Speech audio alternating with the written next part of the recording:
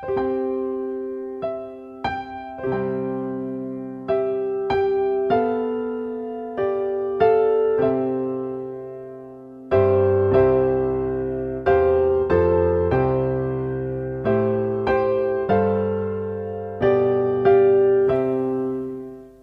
pagi pendengar setia Radio Cakrawala yang diberkati Tuhan kita Yesus Kristus. Salam jumpa pagi ini dalam kasih dan anugerah Allah bagi setiap kita yang percaya dan bersandar penuh kepadanya.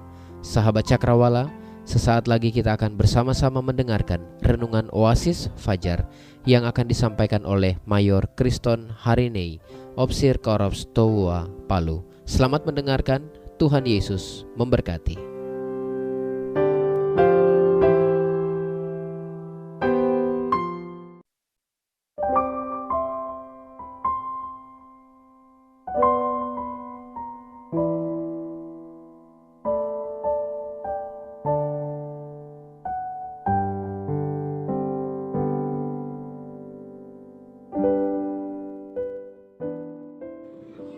Sahabat pendengar Radio Cakrawala dimanapun Anda berada, salam sejahtera dan salam berkat di dalam nama Tuhan kita Yesus Kristus.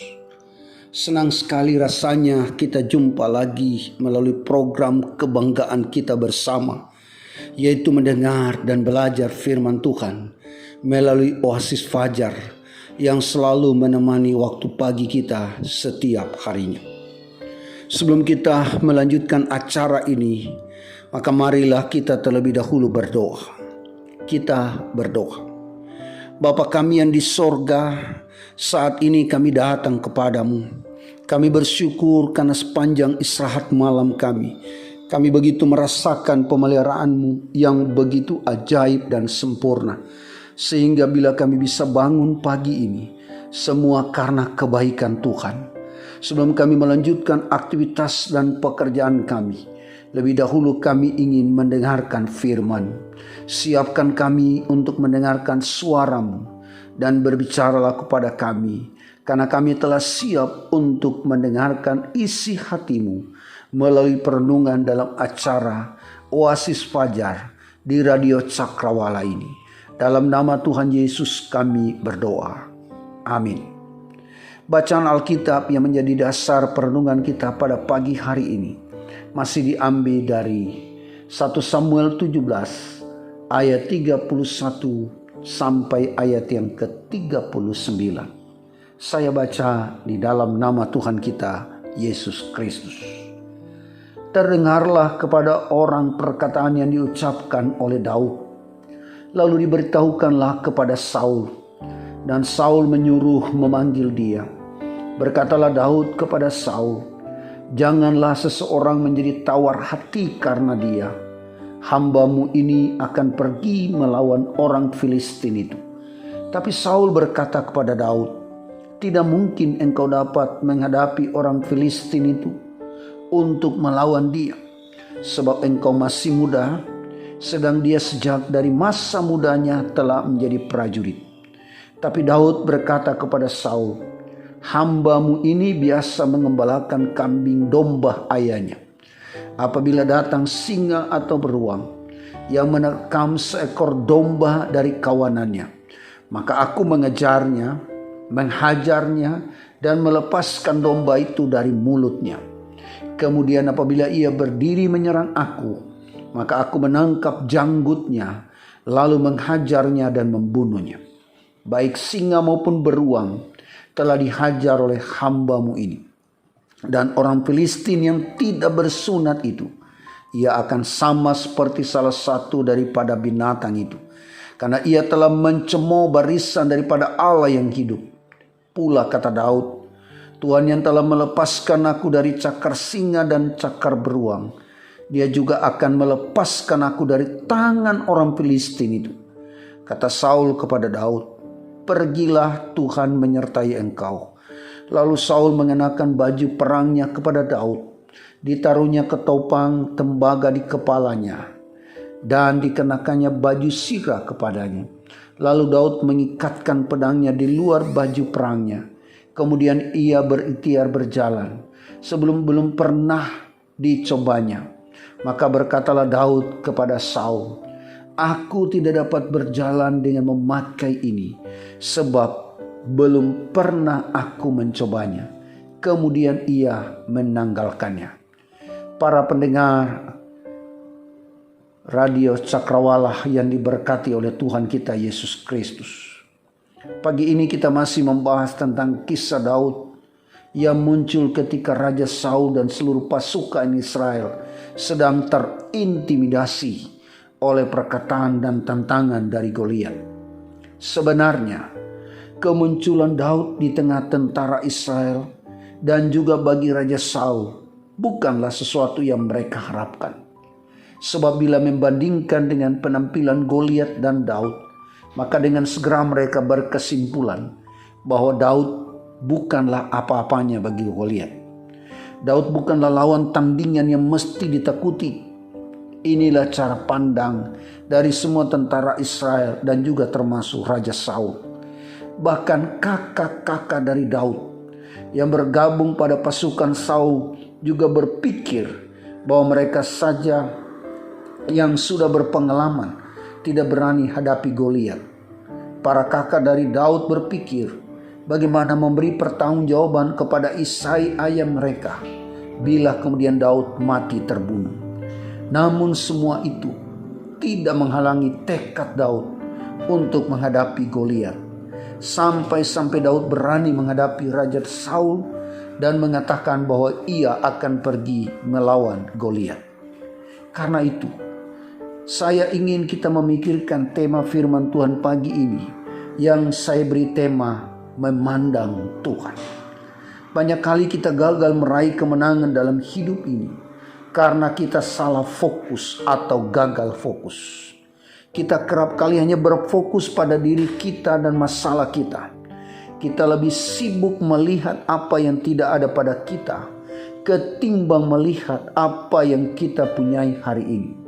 Kita seakan lupa siapakah pemilik hidup kita. Pagi hari ini, sebelum kita melanjutkan aktivitas kita, perlu kita koreksi fokus kita. Siapakah yang kita pandang pagi ini sebagai pemberi kekuatan sebelum kita pergi untuk bekerja? Lalu apa dampaknya ketika hidup kita memandang kepada Tuhan? Saya mencoba mencatat beberapa dampak dari kehidupan yang memandang kepada Tuhan melalui kisah Daud ini. Dampak pertama, memandang kepada Tuhan membuat kita optimis. Dalam ayat yang ke-32 bagian A, berkatalah Daud kepada Saul, "Janganlah seseorang menjadi tawar hati karena dia." Saudaraku, racun yang paling mematikan dalam hidup manusia adalah tawar hati. Saya pernah membaca sebuah artikel bahwa tawar hati diartikan sebagai suasana hati yang tidak gembira, tidak bersemangat, atau tidak menaruh perhatian. Tawar hati membuat kita menjadi lemah, tidak memiliki daya atau kekuatan. Oleh karena itu, penting bagi kita untuk menjaga agar tidak menjadi tawar hati. Terlebih saat kita berada dalam situasi sulit dalam hidup ini. Tawar hati adalah merupakan suatu kondisi emosional negatif yang akan merusak hidup dan kesehatan seseorang. Tawar hati merupakan kumpulan dari beragam energi negatif seperti patah semangat, pesimis, tidak mempunyai pengharapan, tidak berdaya, putus asa, dan perasaan negatif lainnya. Singkatnya, tawar hati tidak pernah membawa keberuntungan, tetapi hanya akan memperburuk keadaan. Saudaraku, ketika mempelajari situasi yang dialami oleh Raja Saul dan seluruh pasukannya, dengan kehadiran Goliat yang selalu menantang mereka setiap hari, maka sangat tepat apa yang dikatakan oleh Daud. Janganlah seseorang menjadi tawar hati karena dia. Sewaktu merenungkan bagian ini, Saya melihat bahwa perkataan ini bagaikan sebuah bunyi lonceng yang sedang membangunkan seluruh pasukan agar mereka kembali menemukan jati diri mereka yang sesungguhnya. Daud sedang membawa berita optimis yang melebihi berita yang selalu mereka dengar dari mulut Goliat. Selama 40 hari mereka dihina. Selama 40 hari mereka ditertawakan dan dipandang enteng oleh Goliat, tentara Filistin itu. Sebelum Daud menghadapi Goliat, Daud terlebih dahulu membereskan kondisi hati Raja Saul dan kondisi hati seluruh pasukan Israel. Daud harus mampu mengalahkan musuh dari dalam orang Israel sendiri, yaitu perasaan tawar hati. Ternyata bagian ini juga sedang memberitahu kita bahwa ternyata motivator terbaik dalam hidup ini adalah diri sendiri. Saudara, pada bagian ini Daud seakan berusaha untuk membuka mata hati mereka untuk tidak hanya melihat Goliat saja, tapi belajar juga untuk memandang kepada Allah yang hidup. Sebab orang yang selalu memandang kepada Tuhan, maka dia selalu mempunyai sikap yang optimis. Orang yang selalu memandang Tuhan, maka dia selalu menawarkan hal-hal yang optimis. Memandang kepada Tuhan membuat kita kreatif dalam berpikir.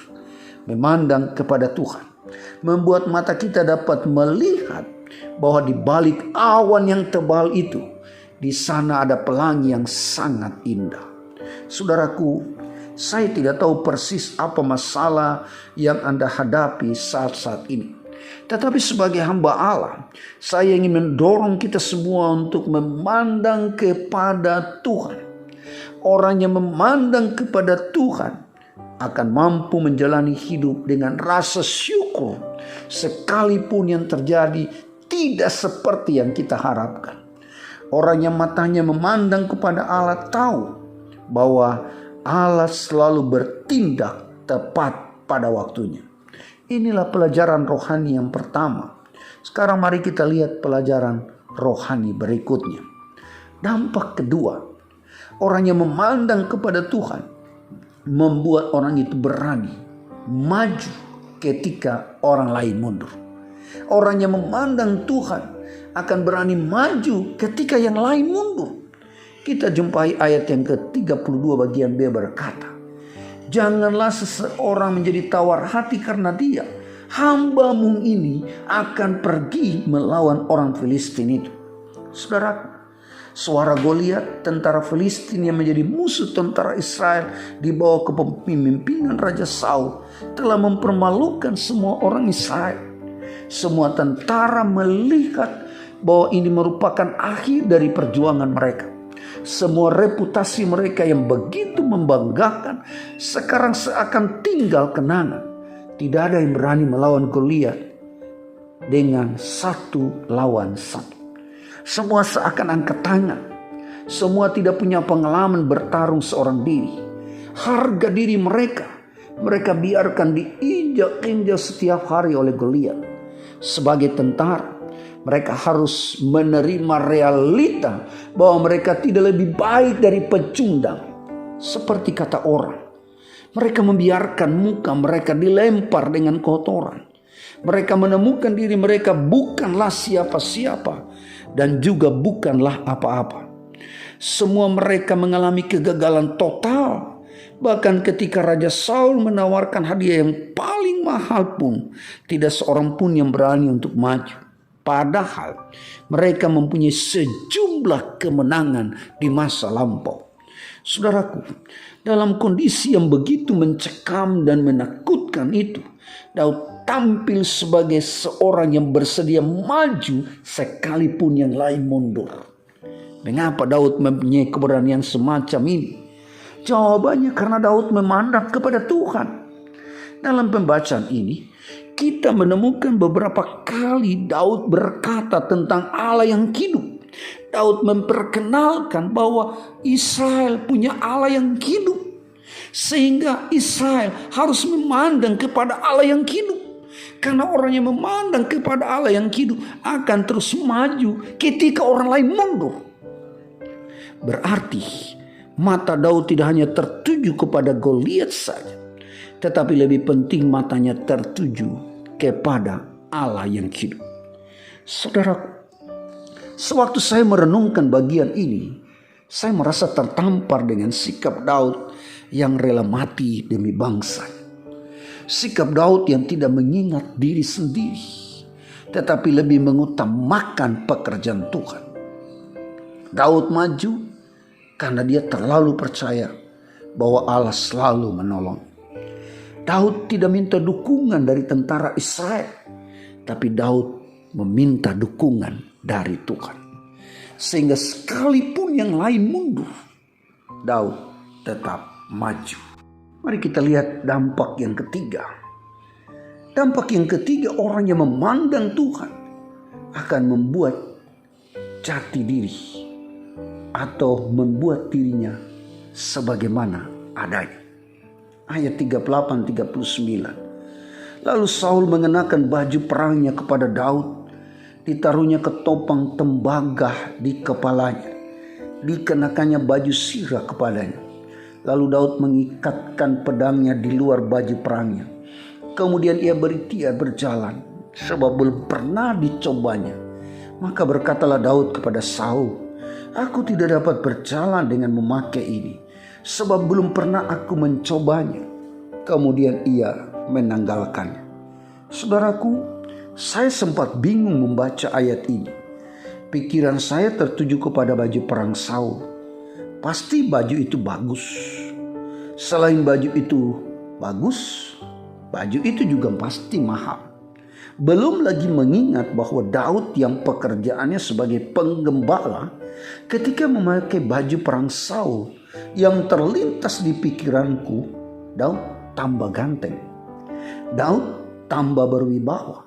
Namun setelah membaca keseluruhan ayat ini, saya kaget karena ternyata Daud tidak dapat berjalan dengan memakai pakaian perang Saul, sebab Daud belum pernah mencobanya. Lalu saya kaget karena Daud menanggalkan pakaian itu. Saudaraku, dalam perenungan pribadiku, saya mencoba membuat analisa. Analisa saya bahwa postur tubuh Daud berbeda dengan postur tubuh Saul, sehingga pakaian Saul tidak cocok bagi Daud. Selanjutnya analisa saya berkata bahwa Daud tidak bisa menggunakan pakaian kebesaran seperti yang dipakai Saul, sebab Daud seorang gembala sedangkan Saul seorang raja. Ini sesuatu yang kontras, sesuatu yang tidak sama. Semua analisa itu saya pikir benar. Tetapi ketika saya membaca satu penafsir yang berkata bahwa rancangan Tuhan terhadap Daud tidaklah sama dengan rancangan Tuhan terhadap Saul, sehingga peristiwa Daud menanggalkan pakaian perang Raja Saul untuk melawan Goliat sedang memberi pesan yang kuat bahwa Allah mau Daud jadi seperti dirinya sendiri. Allah mau memakai Daud dengan apa adanya. Tidak perlu pakai pakaian perang Saul untuk mengalahkan Goliat. Tidak perlu pakai cara Saul untuk mengalahkan Goliat. Daud punya cara sendiri yang datang dari Allah untuk mengalahkan masalahnya.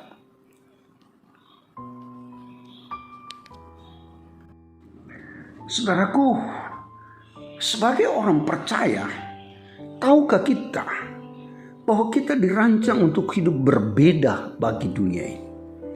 Kita tidak perlu pakai cara dunia, karena Tuhan punya cara untuk kita.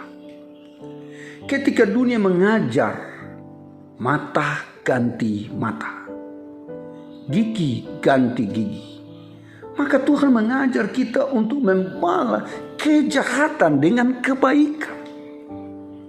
Ketika orang dunia mencari kekayaan dengan cara manipulasi, korupsi, kolusi, dan nepotisme, maka kita dirancang untuk menghadirkan kejujuran.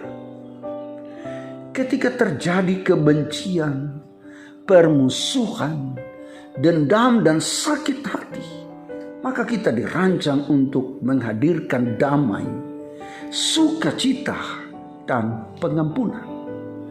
Ketika orang lebih percaya pada orang pintar, dukun, santet, pelet, pohon besar, batu besar, dan gunung besar yang dianggap mempunyai kekuatan gaib, maka kita dirancang untuk menaruh seluruh hidup kita berada di tangan Tuhan.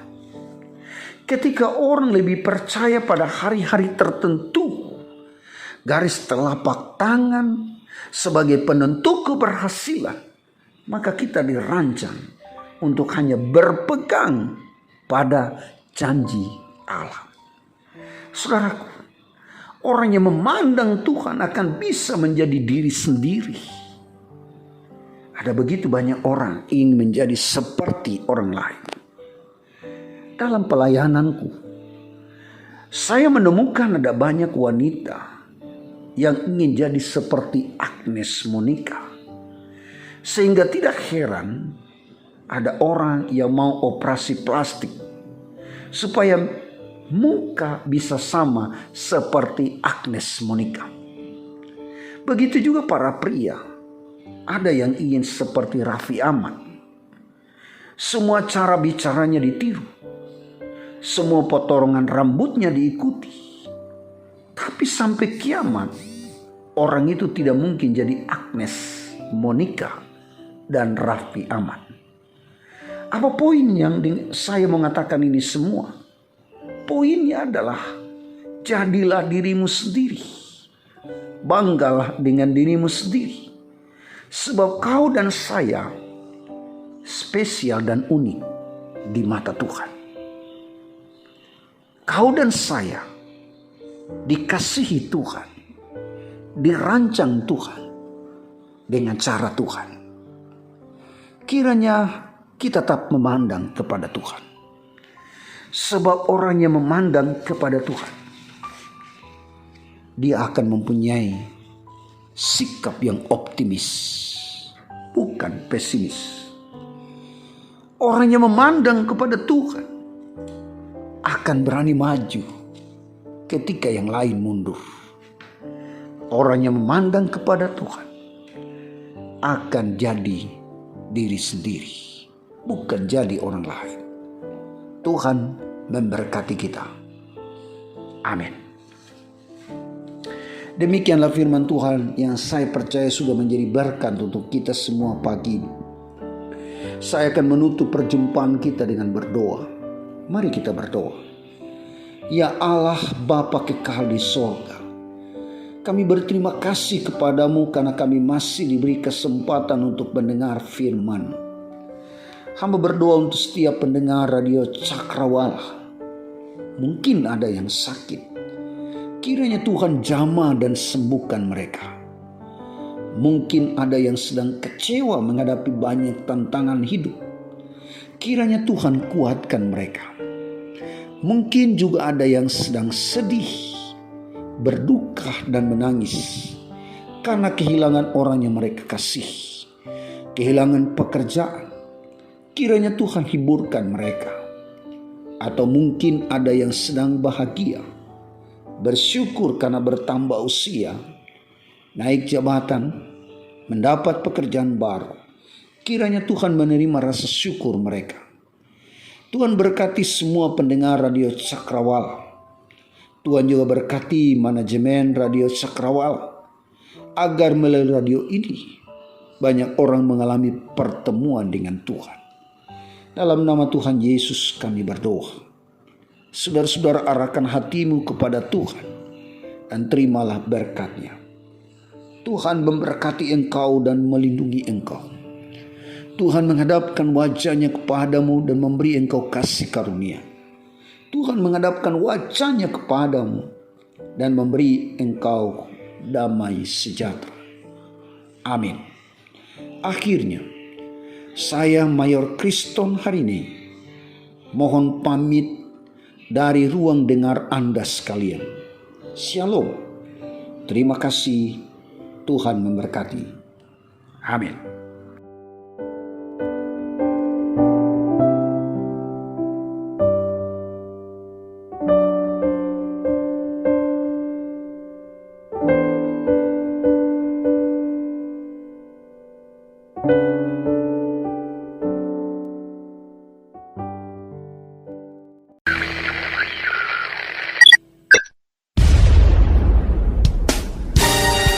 Pastikan Anda tetap bersama dengan kami di gelombang 89,2 FM, The New Cakrawala Radio.